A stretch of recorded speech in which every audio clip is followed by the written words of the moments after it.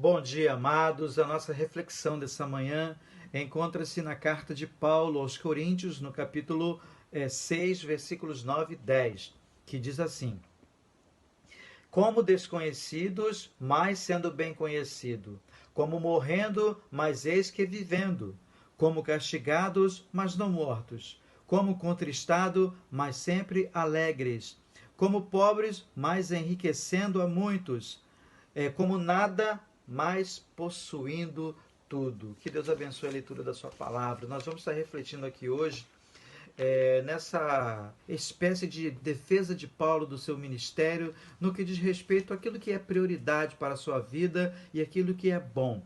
Para as pessoas, né, a maioria das pessoas, ter uma boa casa, ter um bom emprego, ter uma certa tranquilidade, ter uma felicidade, ter uma família estruturada, é aquilo que de melhor o ser humano pode ter.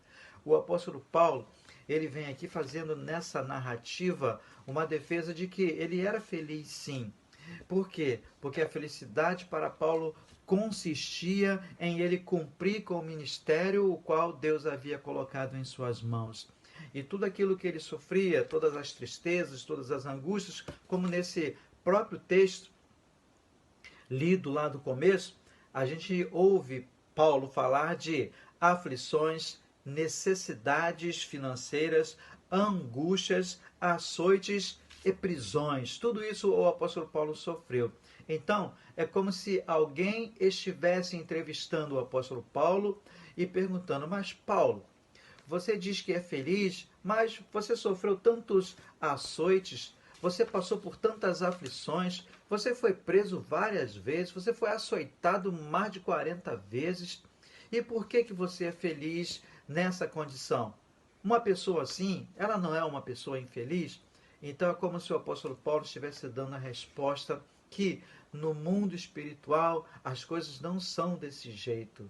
No mundo espiritual, quando você, no propósito de servir a Deus, você é perseguido, você é achado.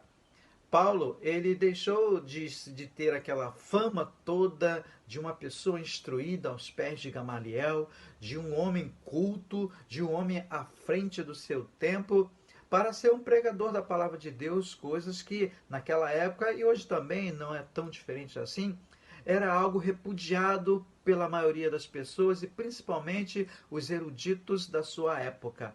Então o apóstolo Paulo, ele traz como resposta que ele era como alguém desconhecido, mas sendo bem conhecido.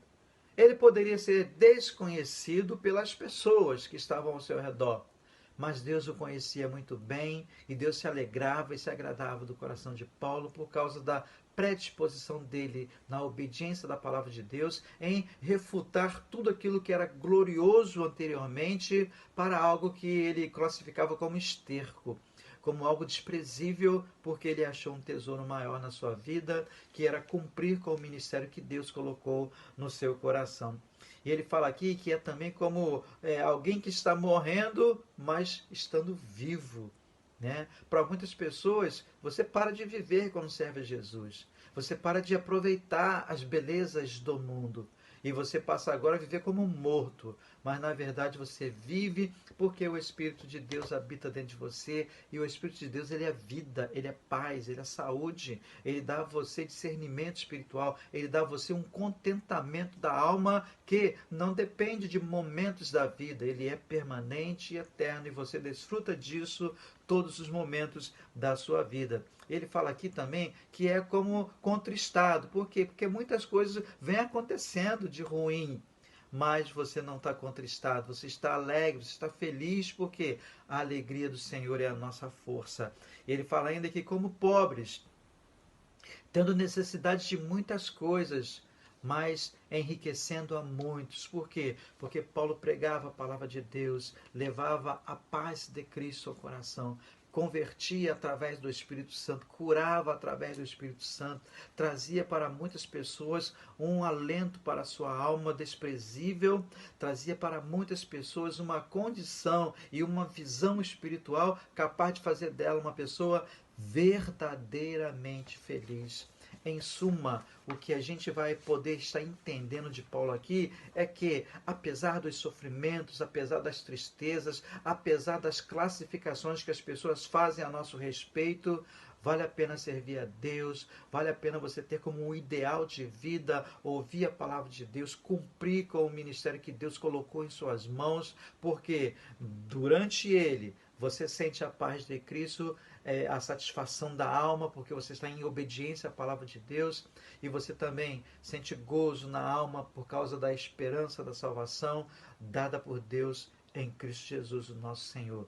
Seja feliz, seja alegre, mesmo passando por tribulações, passando por angústia, passando por tristeza, porque você está no caminho de Deus e é Deus que promete que você é feliz. Que Ele te abençoe, em nome de Jesus.